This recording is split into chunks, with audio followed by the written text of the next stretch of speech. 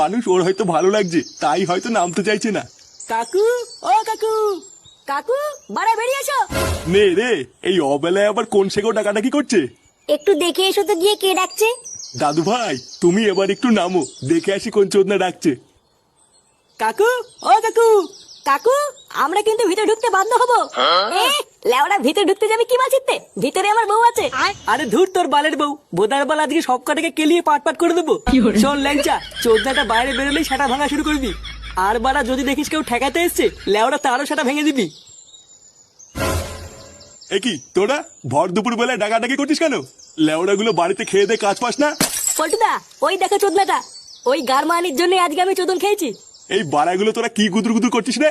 কিছু বললে বল, না হলে ভাগ এখান থেকে। দেখো কাকু, তোমাকে পরিষ্কার বাংলা ভাষায় বলে দিচ্ছি, ওই সরে বাচ্চাকে আমাদের কাছে 5 মিনিটের জন্য ছেড়ে দাও, ওর হালকা করে সেটা ভাঙবো। না হলে কিন্তু লেওড়া আজকে এই বাড়িতে রক্তারক্তি হয়ে যাবে। কি হয়েছে? রক্তারক্তি হয়ে যাবে মানে? ফাটা তোদের কি করেছে? আবার জিজ্ঞাসা করছো কি করেছে? তোমার এই সরে বাচ্চা নাতির জন্য আমি আজকে রাস্তাঘাটে চোদন খেয়েছি, তাই ওর গার আজকে আমরা ভাঙবই। হ্যাঁ, আর যে ঠেকাতে আসবে তারও সেটা ভাঙবো। কি হয়েছে? আমার দাদু ভাইয়ের সেটা ভাঙবি? আয় না আয় আয় আয়।